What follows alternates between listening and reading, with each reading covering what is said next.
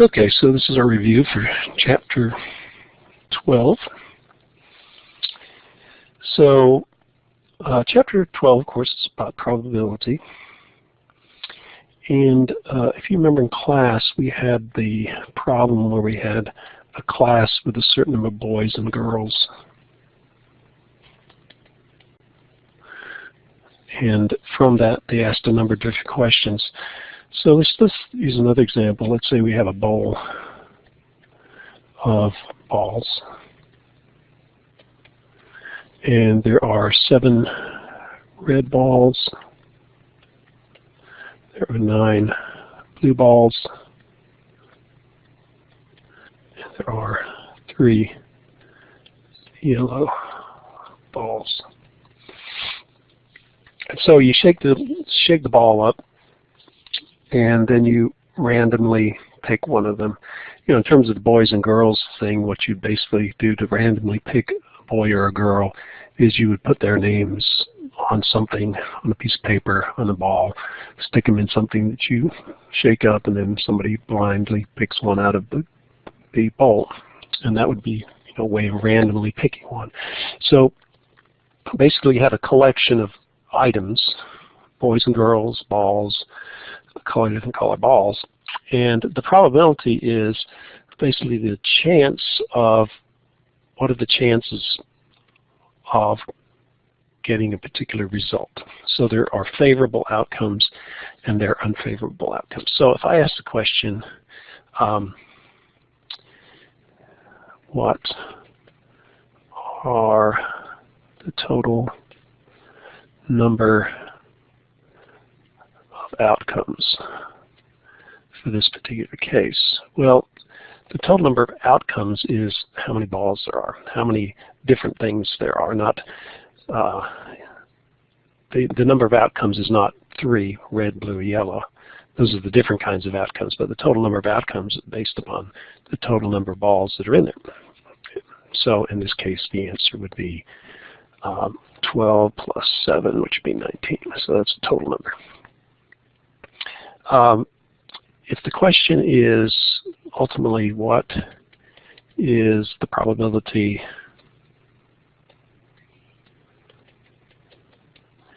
of picking a blue ball,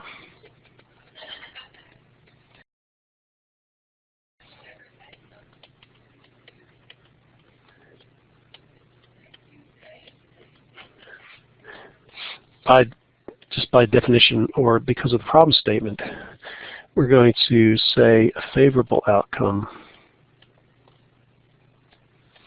is picking a blue ball.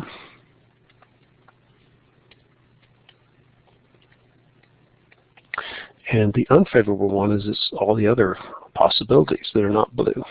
So the unfavorable outcome is picking a red ball or a yellow ball.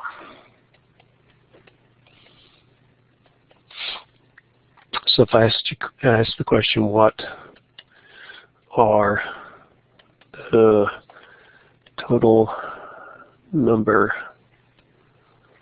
of favorable outcomes,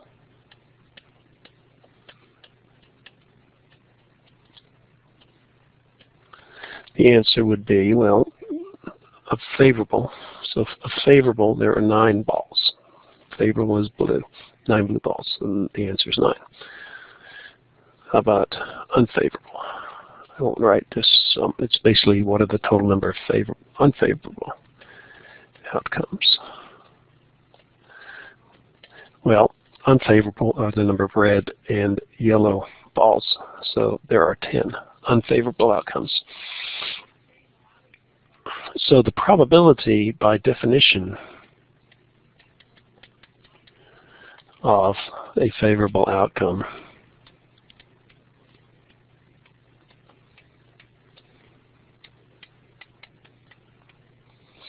equals the number of favorable outcomes divided by the total number of outcomes. So the E here stands for the event. The event is a favorable outcome. there are 9 favorable outcomes. S is the total number of outcomes, which we talked about was 19. So the probability of a favorable outcome is 9 out of 19, 9 over 19, or you could represent it as a decimal. How about the probability, I'll just put P, of unfavorable?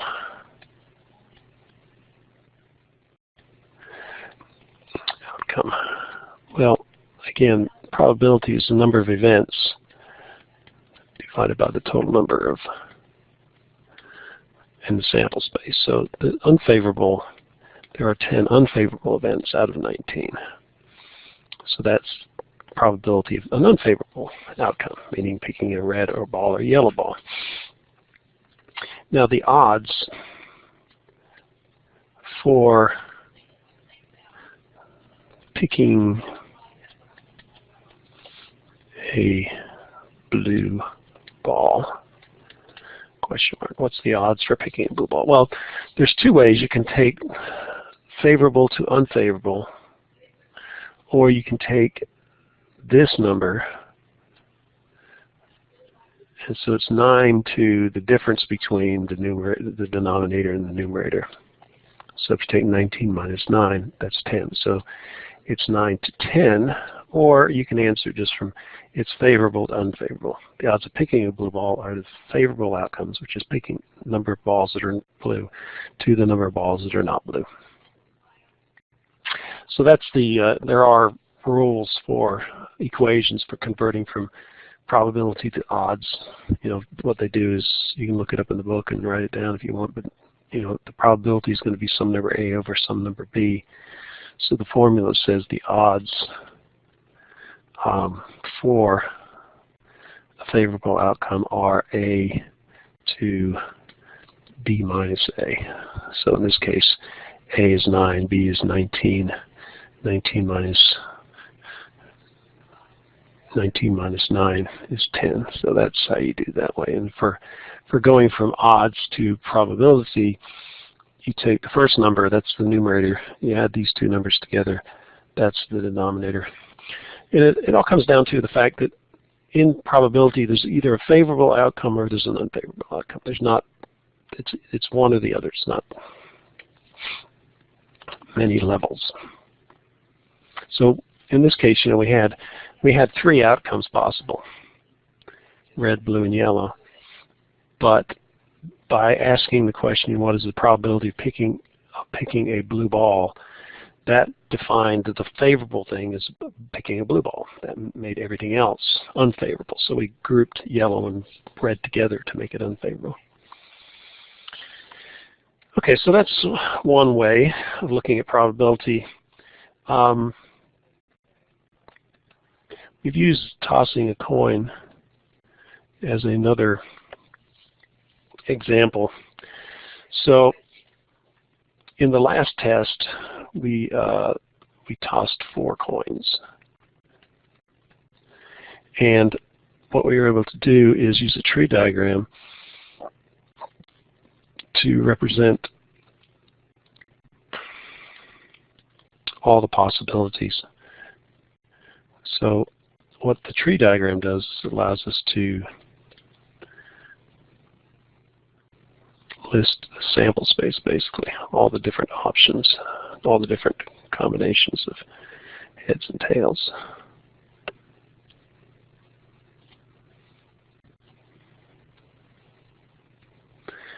And a lot of people forgot to do the extra level. If there's 4, and the example that I did in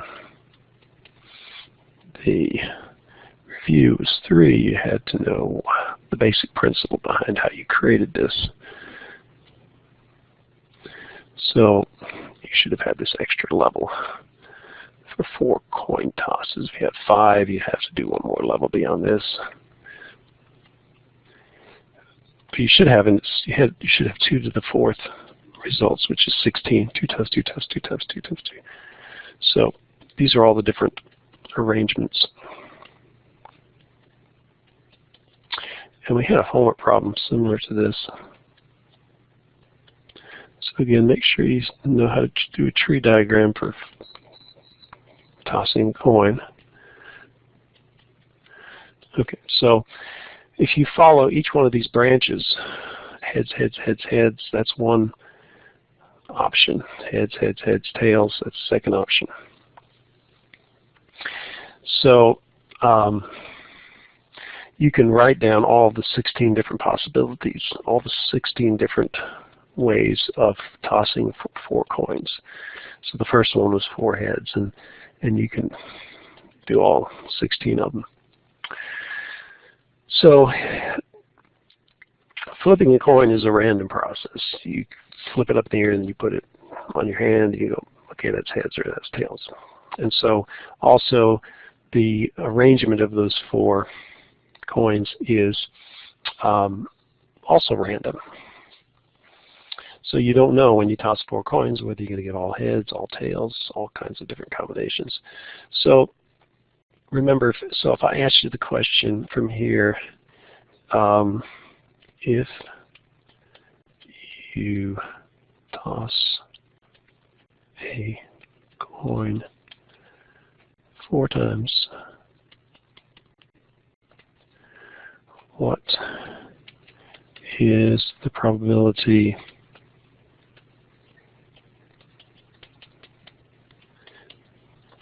of getting exactly 1 head? So if I listed all these, what I would do is I'd say, okay, well, my sample, my number of possible combinations in my sample space would be 16. I'm going to have 16 different lists.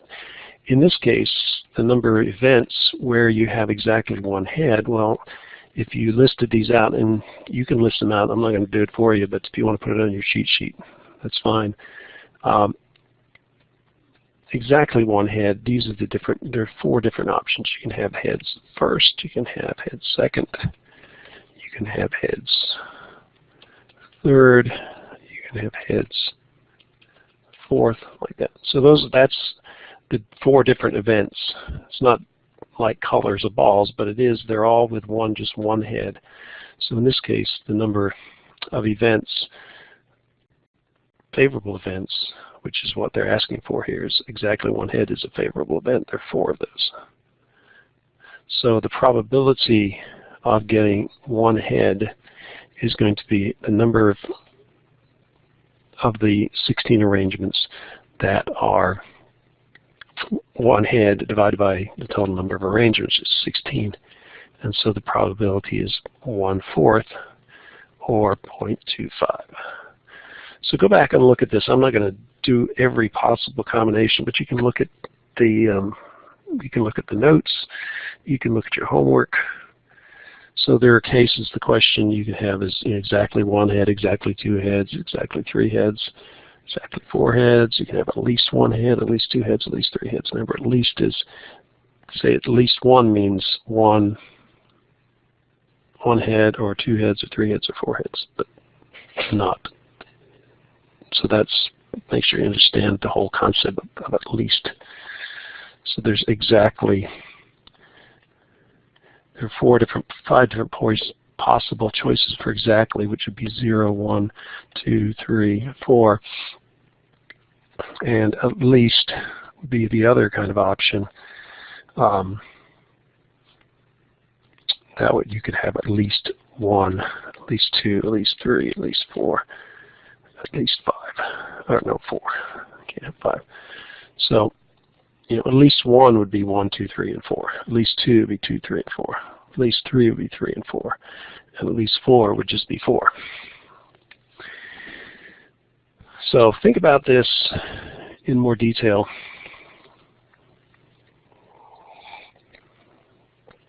Again, I may put on, may do 5 heads, I may do 3 heads, I may do 4 heads, I don't know. But it'll be something like that. Okay, then we had conditional probability. And there were basically 2 types of examples that we looked at with conditional probability. One's with cards, one's with dogs. So there'll be a card problem and there'll be a dog problem. Actually, the dog problem is the conditional probability. The card problem is an or, statements involving or, probability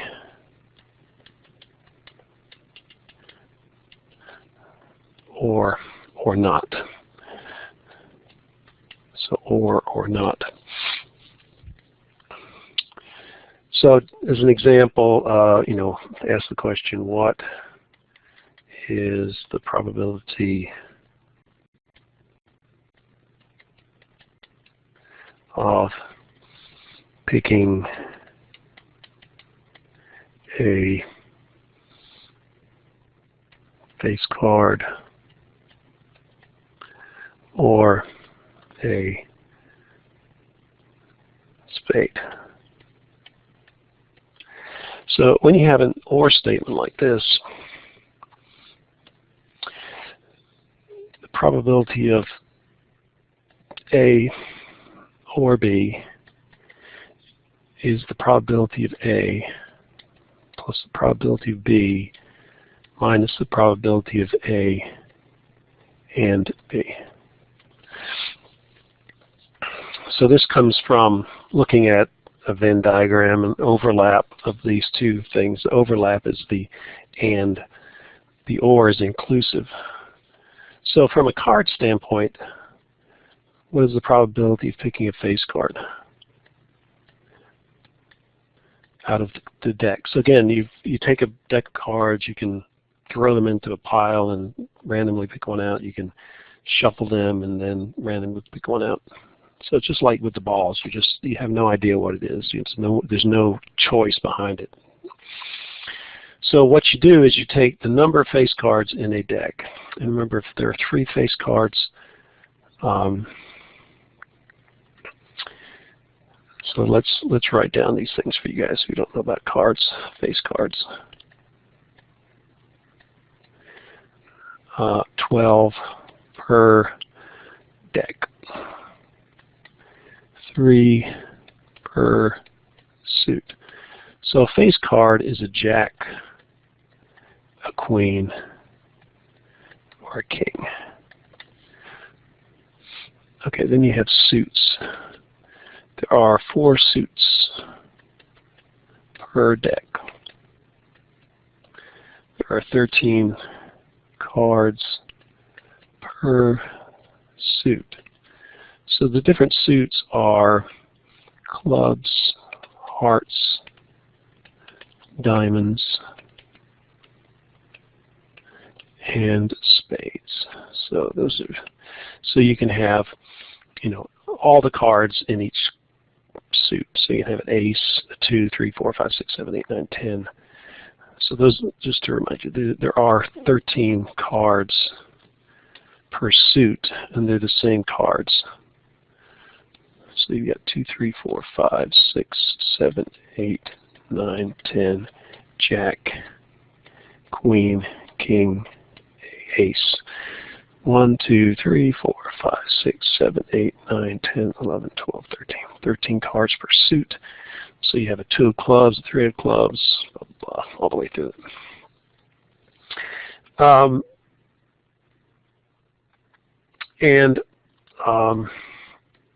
4 of each type. So you have a 2 of clubs, you have a 2 of spades, you have a 2 of hearts, and you have a 2 of diamonds. Okay, so the probability of picking a face card, we go over here, there are 12 face cards per deck. We have 52 cards.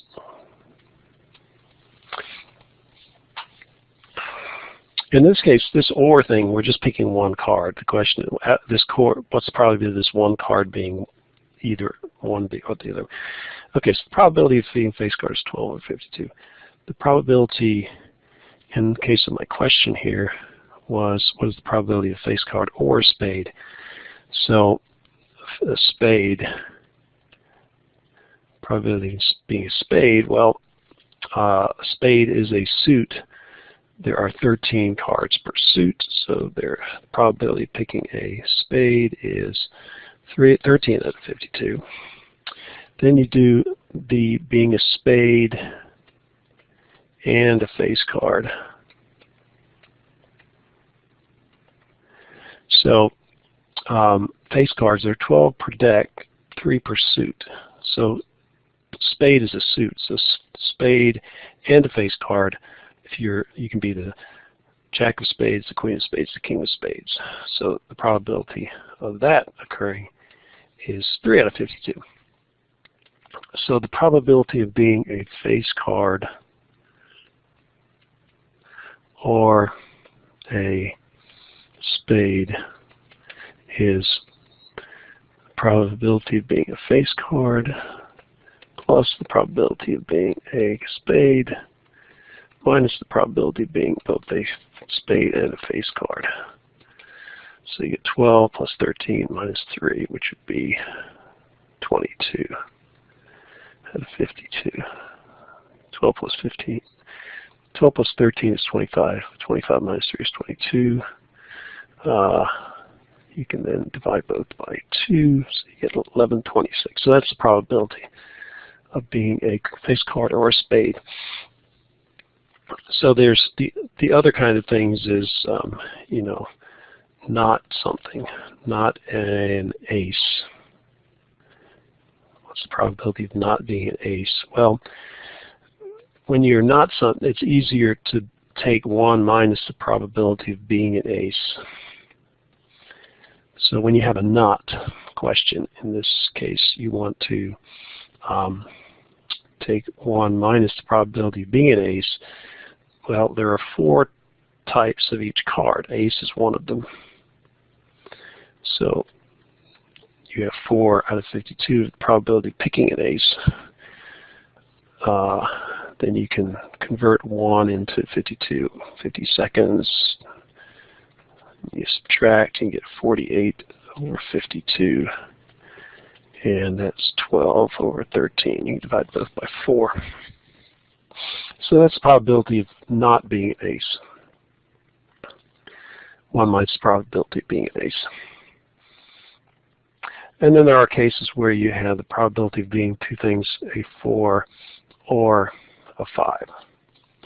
Well, you can't be both a 4 and a 5. So this equation here that we used for and, there is no and. So in some cases there's no and. So all we have to do is be the probability of being a 4 or a 5 is just the probability of being a 4 plus the probability of 5 being a 5. The last one we don't count because there is no probability of being a 4 and a 5. So the probability of being a 4 is 4 out of 52 because there are 4 cards that are 4s, and there are also 4 cards that are 5s. So you add those together, this is 0. You get 8 over 52. Again, those are both divisible by 4, so you get 2 over 13. Okay, so that's the ors or the nots, and that'll be a card kind of problem. Then we have conditional probability.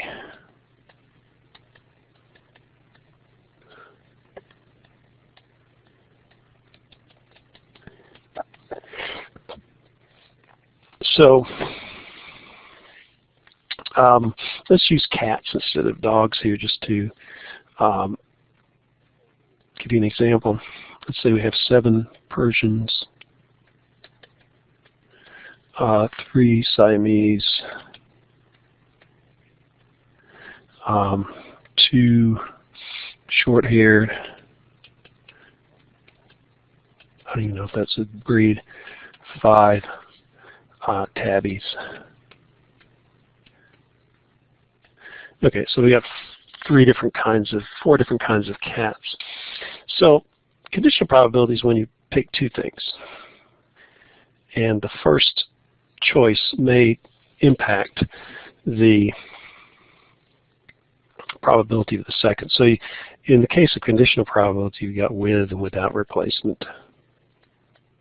Well, with replacement is kind of boring, so we're going to do without replacement.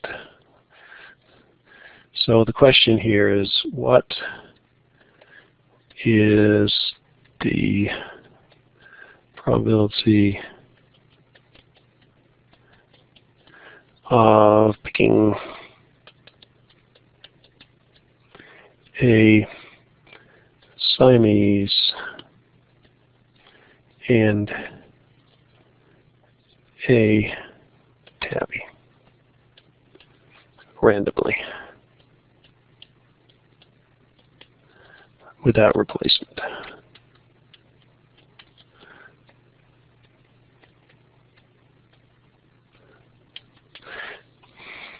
So you've got two parts. You got two steps. You pick a cat. So again, you wouldn't throw the cats into a bowl, but you probably what you would do is you would give the cats some identification number. You know, these would be 1 through 7. These would be 8 through 10. You take those identifications, you'd put them in a bowl or a hat. You'd shake it up. You'd randomly pick something out of there. And so the probability of picking a Siamese is going to be the number of favorable events.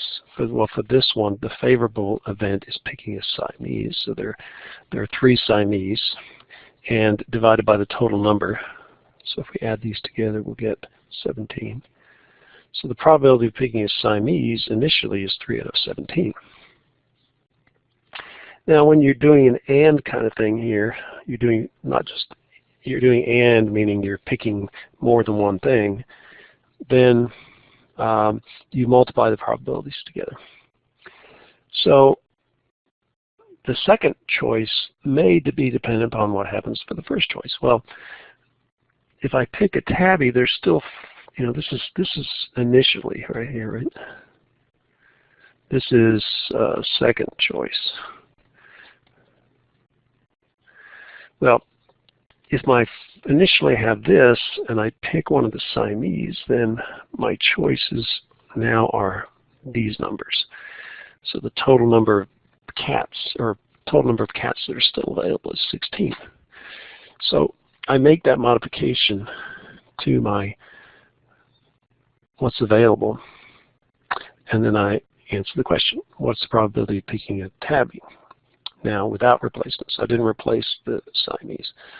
So there are 5 tabbies and there are 16 cats. So I can do that calculation, and you know, if there's some way of simplifying it before I do it, but in this case I don't think I do have it.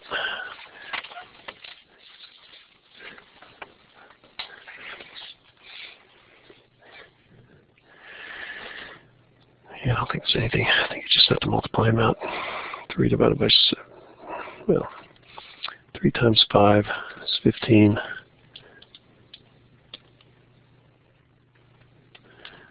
17 times 16 is 272. And actually, that's just, you can't simplify that any. Okay, so that's it. So what is the probability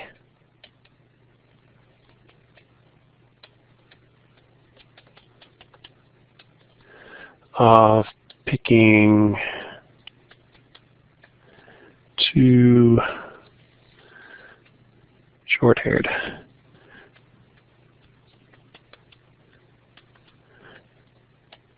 So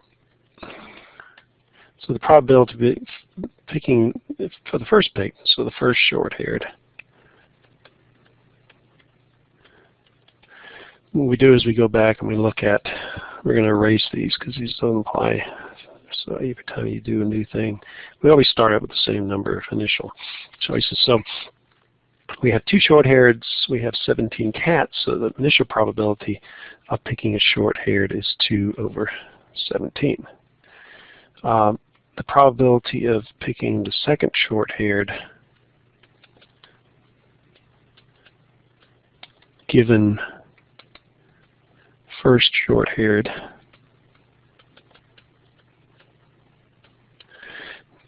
well, if we go back here and we say, okay, well, we pick a short-haired, so there's going to be one of those left over. There'll still be the same number of the other one. So again, the total number of cats is reduced by 1, but not only is the denominator in the second probability change, but the numerator is changed too. So instead of 2/17, we have 1/16.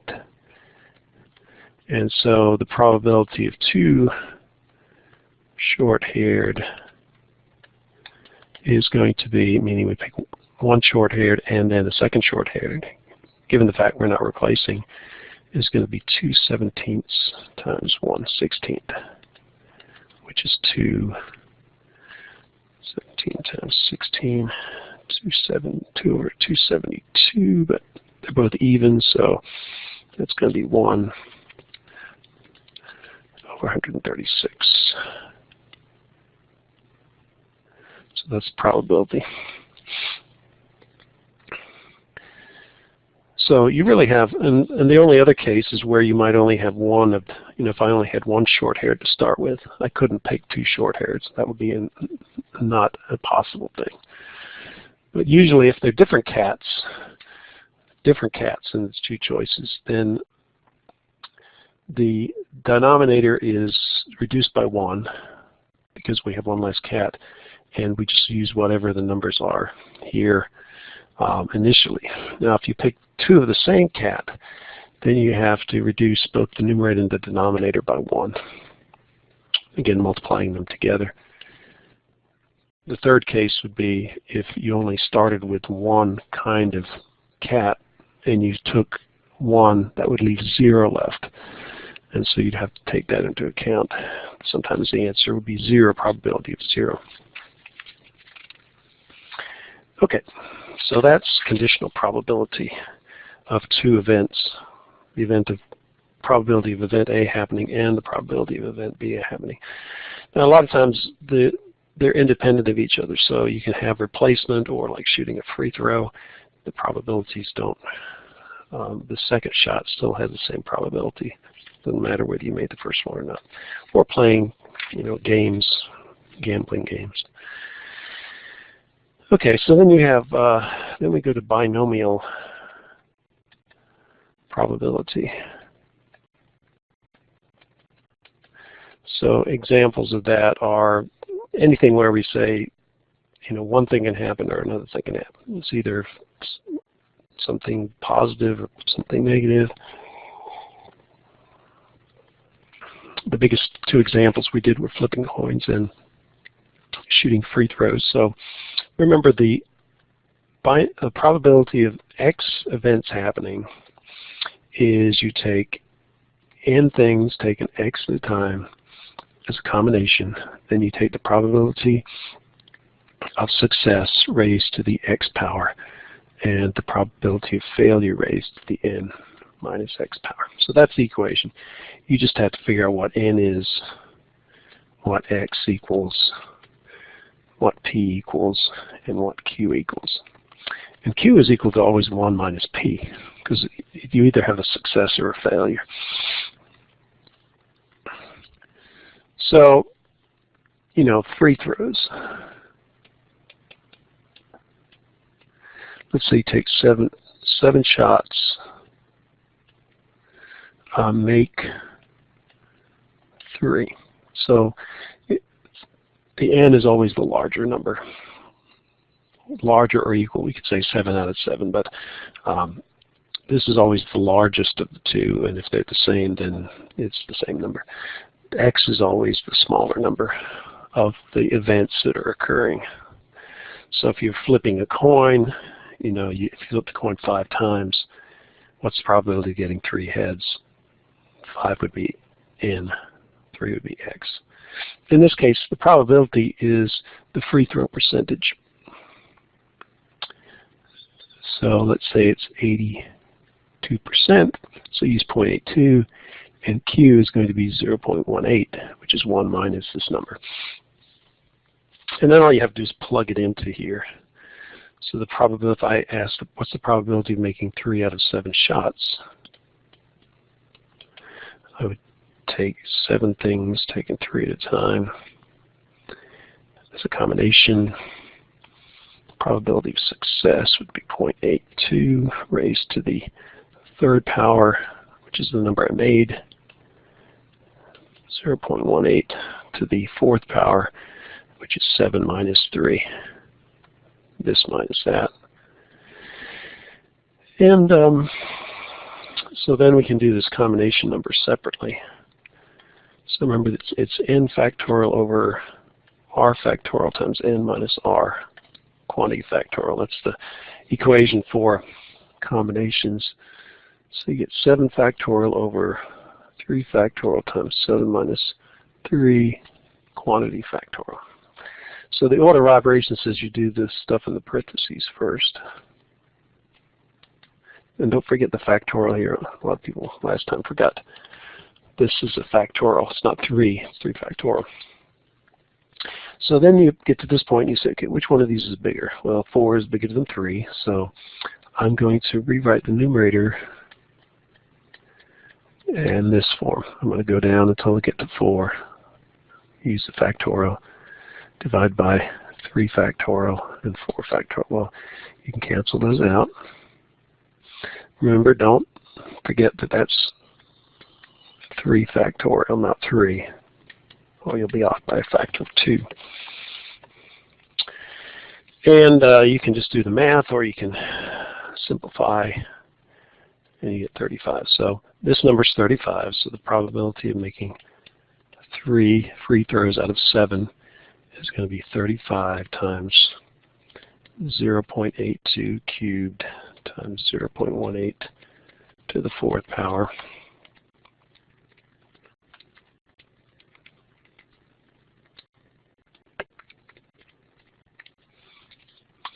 And you get 0.0203.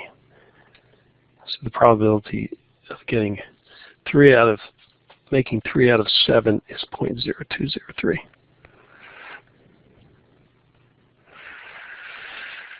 So, if I said all 7 shots, make all 7 shots, then that means x equals 7.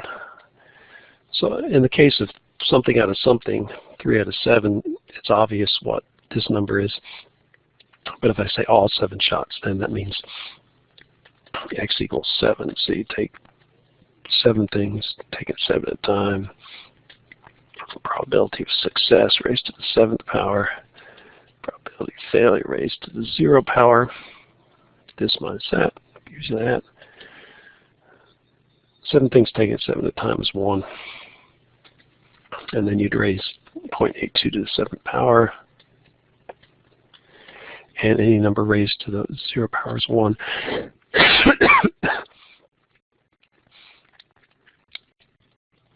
So I get 0.249. So it's much, for an 82% free throw shooter, it's much more likely for them to make 7 out of 7 than it is for them to only make 3 out of 7. Because this number is much bigger than that. So that's how free throws work. Coins, flipping coins.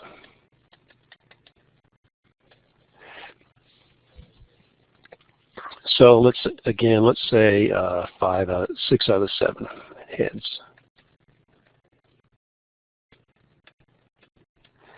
So the thing about coins is the probability of success. We don't have to specify that. For the basketball, we had to say what it was, but for coins, it's always 0.5. It's either heads or tails.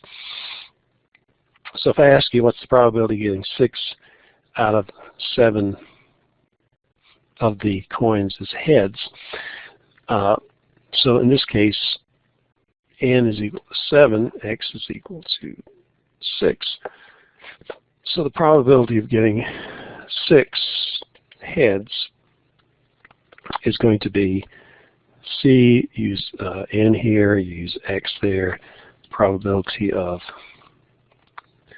success, which is a head, times the 6 power, which is this number, times 0.5 to the 7 minus 6 power, so that's 1. This is 7. Remember, if you have this is 1 and this is a number, then you use this number. If this is a number and this is 1 less than that number, then it's just the number. It's 0. 7, 0, you get 1. 7, 7 would be 1. Okay.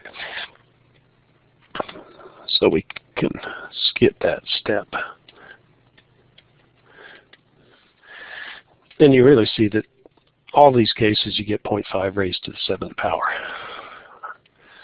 0.5 raised to the 7th power times 7. So I get the probability of getting 6 out of 7 heads is 0.0547. If I said all heads, then x equals 7, n equals 7. Yeah, so if they say all of something, then you use the same.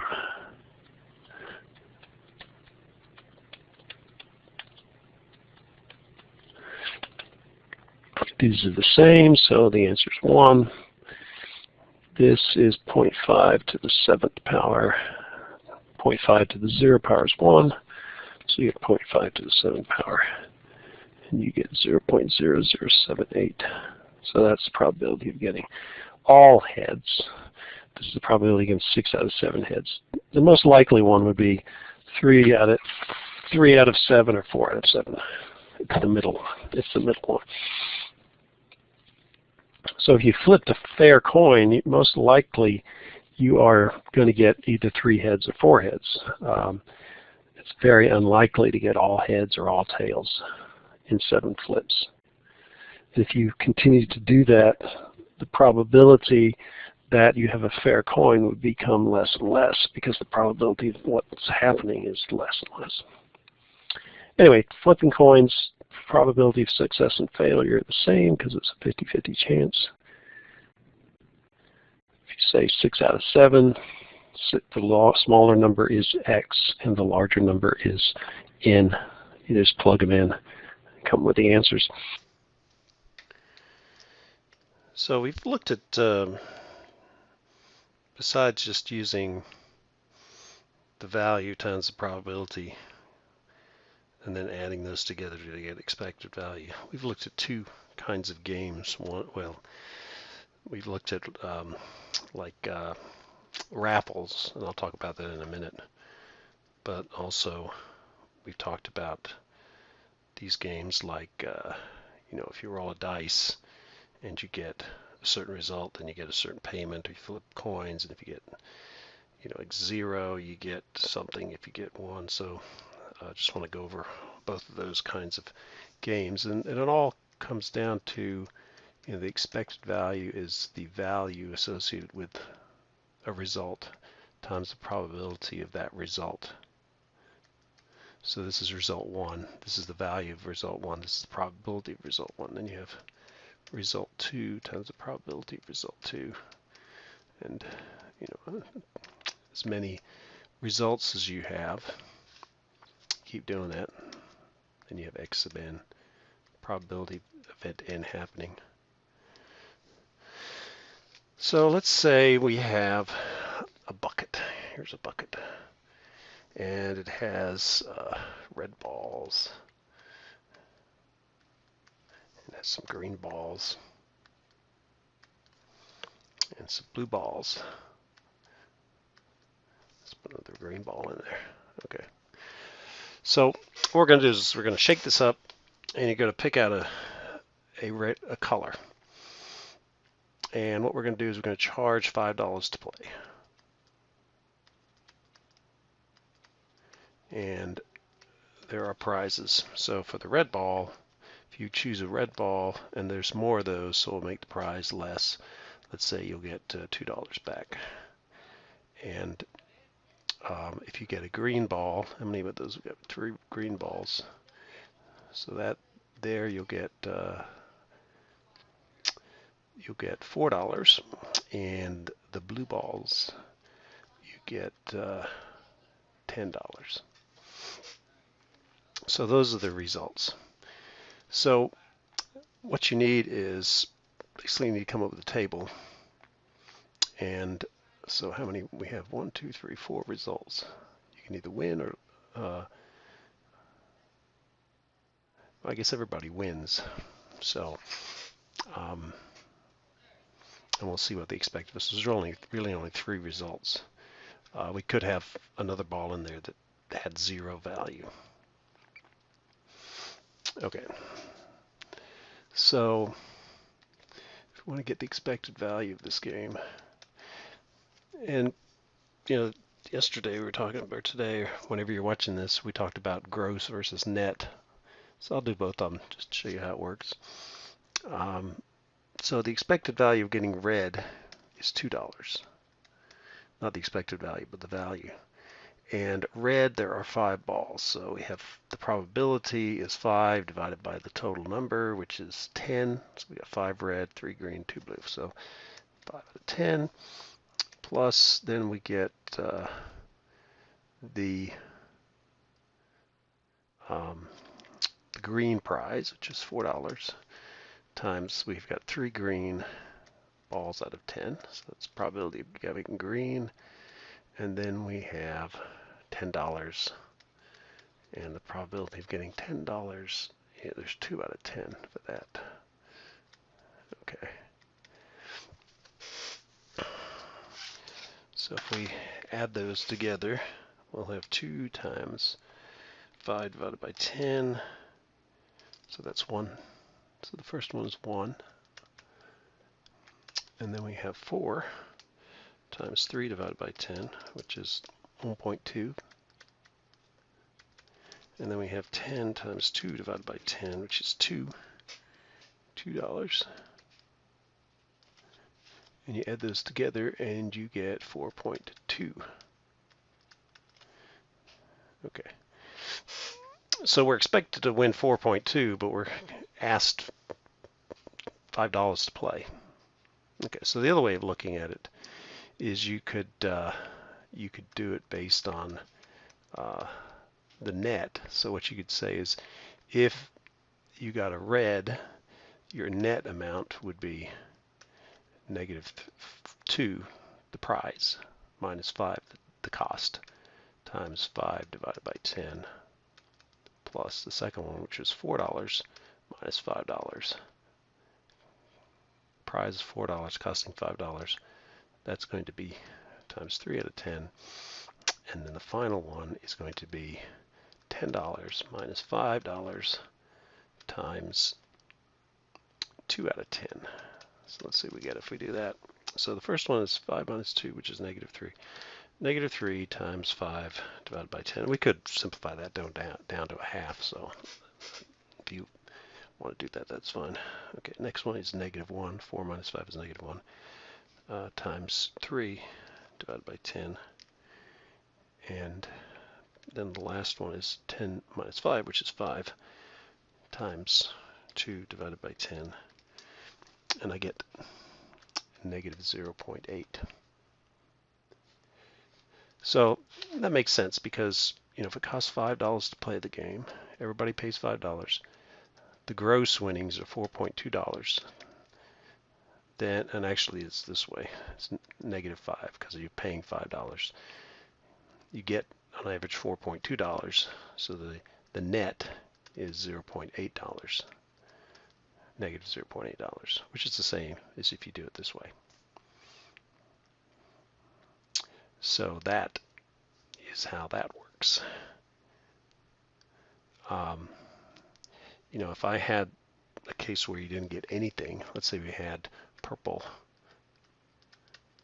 balls and you got nothing, you get 0, zip. And let's say we have, what do we have so far? We have 5 red balls, 3 green balls, 2 blue balls, and let's say we have 15 purple balls. And that's 0. Well, for one thing, I'd have to probably change these things to get to give them more. But what would happen is you'd have $2 times 5 divided by whatever the sum of all these are, which would be 20 plus 5, 25. So I'm just going to make these changes to show you what happens. So, and let's assume that the prizes are the same. It's not a very good game if that's the case, but so you divide by 25 and you divide by 25. Okay, and that would give you, if you add those together, that would give you the net. The big difference is down here. Since this is talking about the prizes, but this is talking about the actual net. So what you would do is, again, for this new game, we'd change the denominator to 25.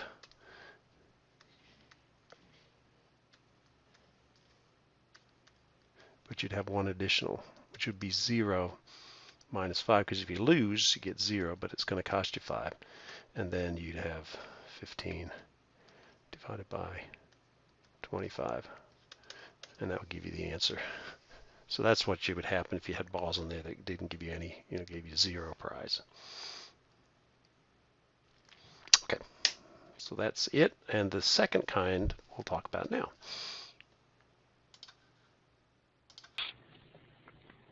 And then we have expected value.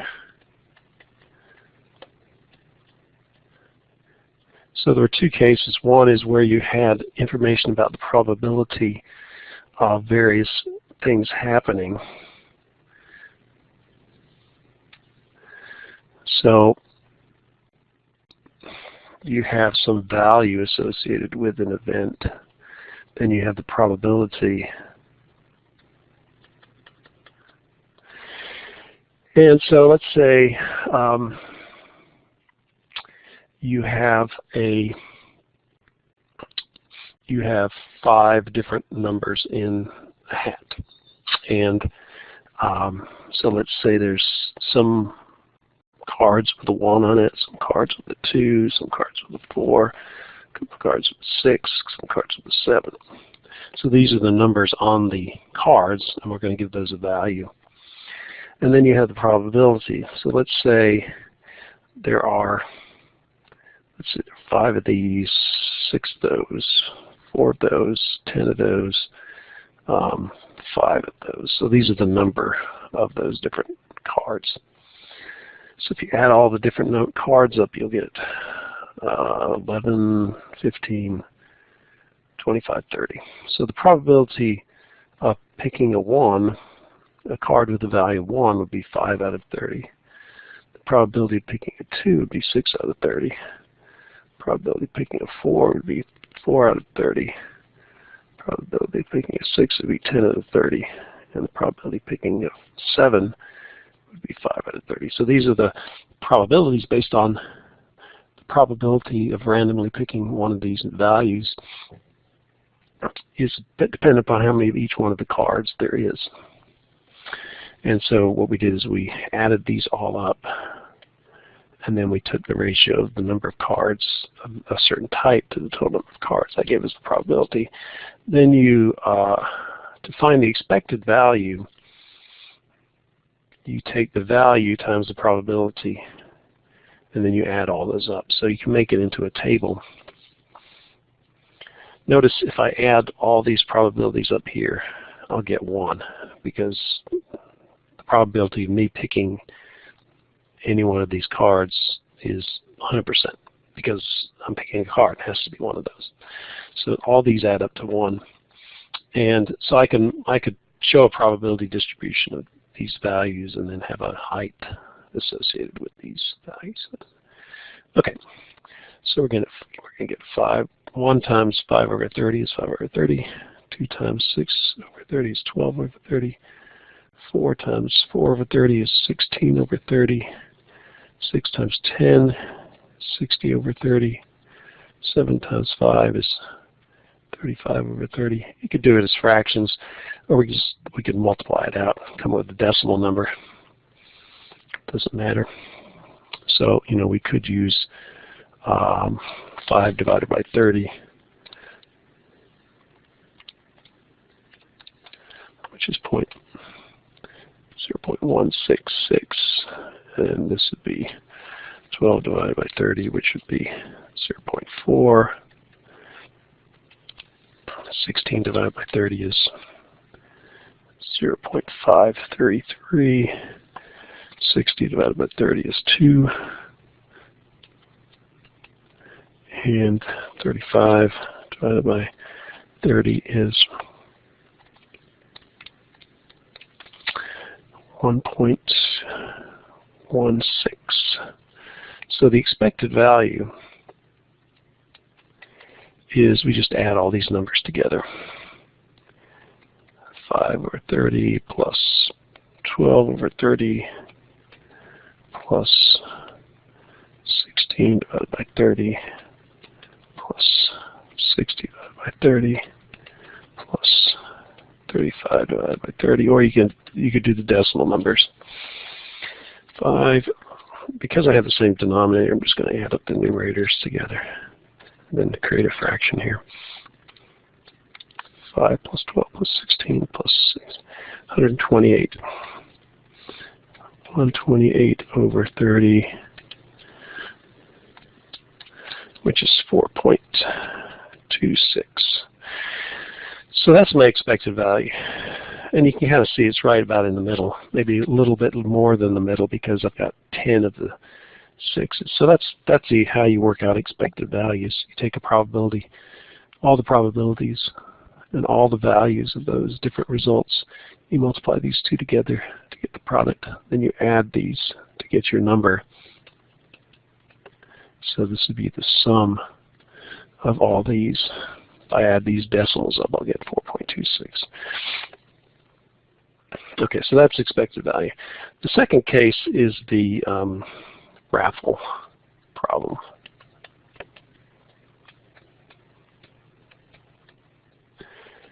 So, the raffle problem involves some kind of prize. So let's say we will sell 5,000 tickets at $5 a piece. The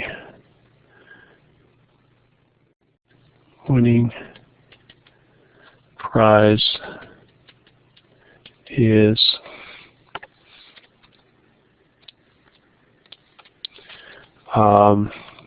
a $15,000 trip to the Olympics. So that's the raffle. 5,000 tickets, $500 a piece. Oh, actually, let's do them $5 a piece. Let's say $5 a piece. The winning prize is a $15,000 trip to the Olympics. The question is, A, what are the probability and odds for a person to win? Question mark. Well, we only have one winner, so the probability to win is going to be the number of winners divided by the total number of people playing. So the probability is 1 over 5,000. So that's the probability. The odds are going to be 1, the numerator, to the denominator minus the numerator. So we simplify that. The odds are 1 to 4,999. So that's the odds, that's the probability. Now the second question is, what is the net expected winnings?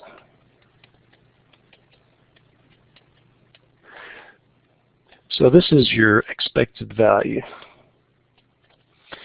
So the expected value, it should be negative because otherwise there's no point in running this. There's no point in running this raffle. So what you do is you take the probability of winning,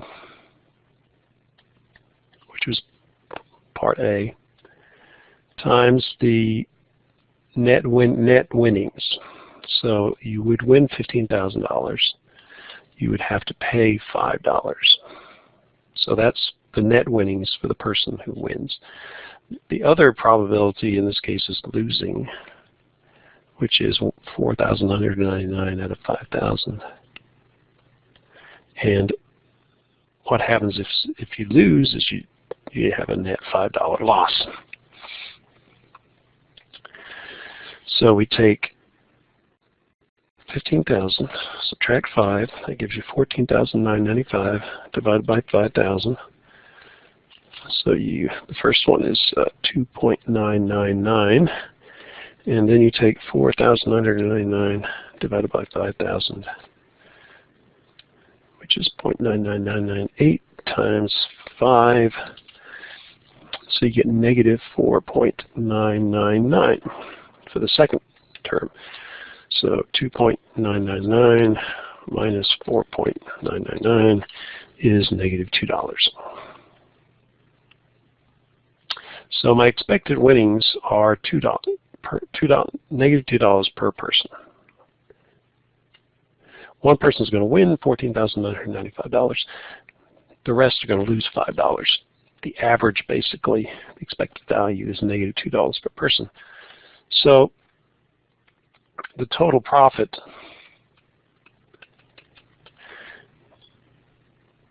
equals the negative of the expected value, or the expected net winnings,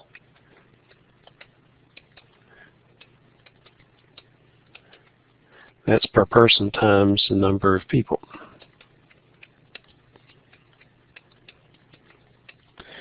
So you take a negative $2 times 5,000 people, and so the profit is going to be equal to $10,000. That's your profit. So that's using net expected winnings times the number of people. The other way to look at it is income,